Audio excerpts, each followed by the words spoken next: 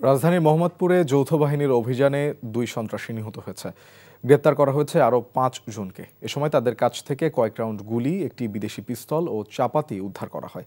বুধবার মধ্যরাতে মোহাম্মদপুরের বসিলা এলাকার চাঁদ উদ্যানের 5 নম্বর রোডে এ অভিযান পরিচালনা করা হয়। একদল সন্ত্রাসী অপরাধ সংগঠনের পরিকল্পনা করছে এমন খবর পেয়ে সেখানে উপস্থিত হয় যৌথ বাহিনী। এ সময় যৌথ বাহিনীর উপস্থিতি টের পেয়ে 5 নম্বর রোডের একটি বাড়িতে ঢুকে পড়ে সন্ত্রাসীরা। পরে যৌথ বাহিনী তাদের আত্মসমর্পণ করতে বললে তাতে সাড়া না দিয়ে তারা যৌথ বাহিনীকে লক্ষ্য করে গুলি ছোড়ে। আত্মরক্ষার্থে পাল্টা গুলি ছোড়ে যৌথ বাহিনী।